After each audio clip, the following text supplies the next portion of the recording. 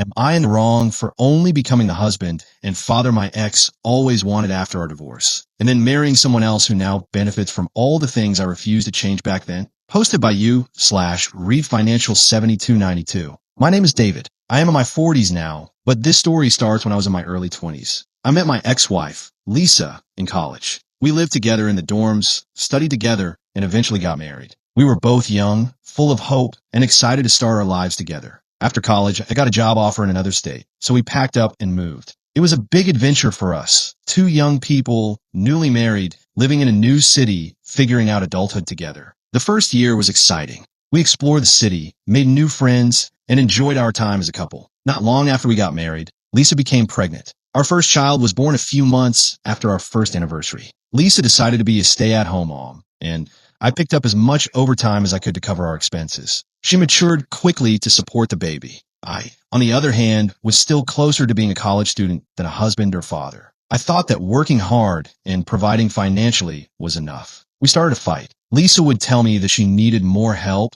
that she felt alone, that she needed me to be present both physically and emotionally. I didn't understand. I would tell her how much I was doing, working 80 hours a week, changing a diaper last week, cooking my own meal just for myself so she wouldn't have to. I thought that was enough. I didn't listen when she explained what she needed. I just wanted to argue. I used what people now call weaponized incompetence, though I didn't know the term at the time. In my mind, I was working hard and Lisa was being unrealistic, unable to see how much I did. In reality, there was far more work than I realized. Lisa was drowning and asking for help, and all I did was argue with her about how there was no way she was drowning. Every few months, things would improve a little. Sometimes I would do a bit more work. Sometimes Lisa would just internalize her frustrations and stop bringing them up. We had another child during this time, but instead of bringing us closer, it added more stress. The fights got worse. Lisa was exhausted, and I still didn't understand what she needed from me. Eventually, Lisa said she couldn't handle it any longer. She moved in with her family a few hours away. I thought she was just upset and would come back.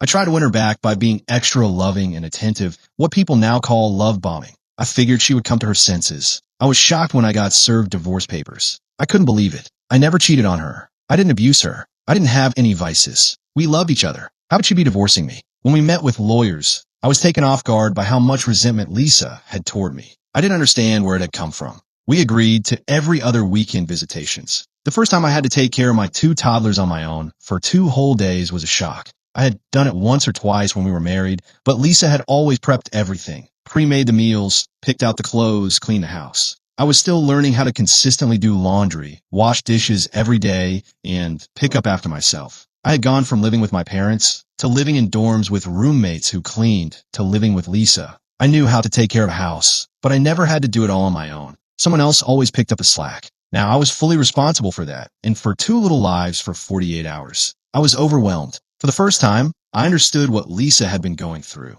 I apologized to her, but that only made her angrier. I realized I needed to grow up. I vowed to make the most of each weekend with my children. I learned how to cook. I discovered I actually liked cooking. I learned how to braid hair. I bought tons of unnecessary toddler supplies and packed them all in the stroller, just in case my kids needed something on a walk. On my own time, I picked up new hobbies and started going to the gym. I read nonfiction, how-to, and relationship books that Lisa had begged me to read. I worked on myself and tried to become a super dad to my kids. A couple of years after the divorce, I started dating again. Being a single dad in my late 20s was a turn-off to a lot of women, and I was rejected often. But I found myself connecting with other single moms. I eventually met my now wife, Sarah, a single mom whose ex had abandoned her for someone else and wanted nothing to do with her children. To Sarah, I was the perfect catch, a loving dad who worked hard, did household chores, and was devoted to her. I learned from my mistakes in my first marriage and took all the criticisms Lisa had made about me to heart, improving from them. I became the husband Lisa had tried to make me into. I still slip up and still have a lot to learn, but I do that with the support of my wife. I still saw Lisa every other week, and our relationship improved somewhat, but there was always an undertone of resentment in our interactions. Lisa went back to school, got a job, and raised our kids as a single mom. I tried to get more visitation as the kids got older, but Lisa fought back. Because they lived too far for daily visits, I only got longer summers with them. I didn't ask the kids about Lisa's dating life, and I know very little about her life. She could be happy, but she is unmarried. Within our few interactions, very little of that shows. Now, our youngest is a senior and about to graduate. I've been talking to Lisa more to prepare for it. It's mostly cordial, but occasionally hints of anger and passive-aggressive comments come out. I have thanked her for being a wonderful mother to our children and raising them, and again apologized for never being there or taking her seriously all those years ago. I still feel like the sometimes because of how she understandably treats me, and other times just for my own guilt for how I treated her when we were married. Lisa is about to have an empty nest after devoting her life to children when I failed her, and I'm living the suburban family life we had planned for, but with someone other than her. I asked online, am I still in the wrong for learning from my divorce and becoming the husband I should have been with my ex? Relevant comments. Commenter, recyclopath_. It's like kids whose parents had them young and were a mess. Then they get it together and have much younger siblings who the parents are model parents of. If you were capable of being this amazing parent/spouse, why wasn't I worthy of that? Commenter, waste_add_6467. When someone treats you like trash only to come back and be better for somebody else, it makes you feel horrible about yourself. Why didn't he love me? Why wasn't I enough for him to make these changes when I needed him? What's wrong with me that he could treat me so poorly but treat his current wife like a queen? I wasted my youth on someone who didn't even value it. All of those are probably feelings that she's had over the years. And seriously, dude, she's still been doing the heavy lifting. When would she have time to find someone? Never mind this whole movement of men who have now started shaming single moms and making them feel like they're less than. So good on you for improving, but yeah, you're still the How would you feel if your current wife did this to you? Would you feel valued or worthy of love? Commenter, charming Chongling. Your ex moved to be with family, to get support that she didn't have. While you were making all these great changes, why did you not try to move closer to your children? Realize that you were a twice-a-month dad who got to have free time and date. She did not. And you effectively chose dating and subsequently a new wife and kids over being closer to your children to get more custody that you were supposedly fighting for. OP's response. I worked in a niche industry when we divorced which did not exist where Lisa and her family lived. She was not working at this time, so the only money that was being made was from my niche job, which I had moved up in. I spent those first few years learning new skills to switch to a more prevalent, but adjacent industry, which had jobs nearer to my kids. During this time, visitation was only weekends and a few weeks in summer because of how far I was. I eventually was able to move closer and by then was remarried, had a house that could fit my full family, and a work schedule I could adjust around my kids' schedules. I could support 50-50 visitation at this time, but Lisa refused any change to visitation, both when I talked to her about it and finally when I went through my lawyer. Commenter, time summer 5. What do you want from her exactly? She's polite, you co-parent just fine. Do you want her to say she forgives you for wasting her life so you can stop feeling guilty? Because I wouldn't hold out for that. Commenter, Jalakandane. Well, it looks a lot like you were the dad your kids needed to somebody else's child. Can't you see how that would sting? OP's response. Lisa admitted now that she was still resentful at that time, and that was her only reason to fight my request. She knew I made those changes to be closer to my children, and at the time didn't want to admit I was a good father to them. She may not have been a villain, but she was, by her admission, reacting out of anger and not what was best for the children. I understand why she did it, but I was doing what I thought was best for the children. And based on where we all are now, it was the right decision. There was no court review because we agreed to the new schedule in mediation. After moving closer, I lived about an hour away. It would not have been easy to do overnight weekday visits due to school, but it would be doable. Instead, I received more weekend visits, a longer summer, and many school holidays/breaks. So not quite 50-50 for me, but it did result in less daily transition for the children. Other split families have been granted 50-50 visitation in these circumstances, but we avoided the court and came to an agreement in mediation. Neither of us were totally happy, hence bitter, but the kids ended up better off for it. There were many other concessions given by both of us in mediation which really aren't relevant to the story. In the end, this is what we agreed upon and the kids benefited. Commenter, Blink182 your bedroom. This dude really treated the mother of his children like EXP instead of a human being and leveled up for everyone but his family when it mattered. Unbelievable. Commenter, ChloeB95. You know you're an absolute asshole and you didn't deserve a do-over with your new wife. Your ex had to put her life on hold because of you. She didn't remarry and get a nice little happy ending do-over like you because she was raising your kids,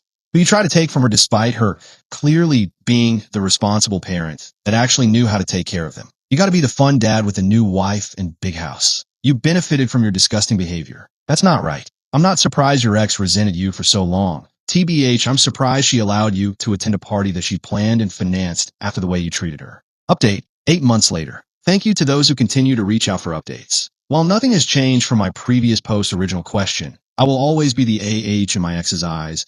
I will have guilt for that for life. We'll continue to try to make amends with her, and we'll try to do better with my wife and kids. There was an event that brought a little closure recently. My youngest child, now 18, with Lisa graduates this month. Lisa held a party for them at her house, which was attended by immediate family and friend from both sides. It was the first time many members of our respective families had been together since our wedding over 20 years ago. We hosted separate parties for our oldest child's graduation 2 years ago. The party went very well. Our daughter was celebrated and felt appreciated. She said it felt a little weird to have her two worlds collide, such as when her step-siblings hung out with her maternal cousins, or having both sets of grandparents spending lots of time talking with each other and laughing. It brought a pang of guilt that my daughter didn't remember a time when her grandparents were close friends, as they were before Lisa and I divorced. My wife and Lisa spent time with each other and laughed a few times. My wife won't tell me what all they talked about, so my guess is they shared some common war stories about me. Lisa and I had a chance to talk as well. We mostly talked about the kids and how proud we were of her daughter, how excited she is to move for college, and what her oldest child was up to.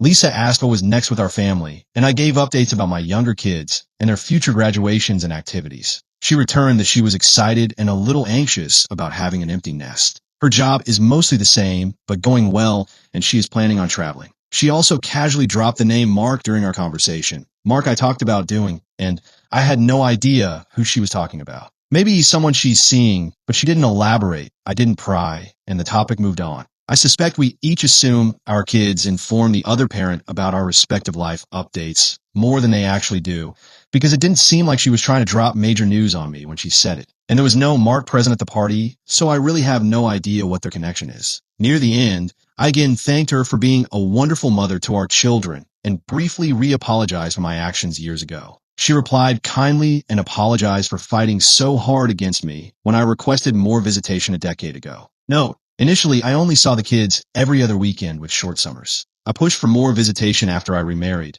had moved into a larger house that could fit everyone, and was in a position to take care of the kids for longer times. I asked for 50-50, but ended up with 40/60ths after a bitter mediation. We returned to talking about the kids, and the conversation mostly ended after that. That seems like it. I don't see the need for other updates. I doubt I will see much of Lisa. The kids, now adults, are both doing their own things, have their own cars, and can visit their individual parents and siblings as they wish. There are no more visitation drop-offs between Lisa and me. There will probably be college graduations and maybe eventual weddings, but beyond that our interactions are mostly finished. While we both had caused each other frustration, pain, and resentment over the years after the divorce, and I will always have my guilt for failing her in our marriage. In the end, we successfully raised two happy children who are starting their own adult lives. Each of our lives took unexpected paths to get here, but we got here nonetheless and are proud our children made it through while feeling loved. My wife and younger kids are also happy and doing well. There are tons of updates with all of them, but those aren't relevant here. I'm not the AH to them. I'm just dad and husband,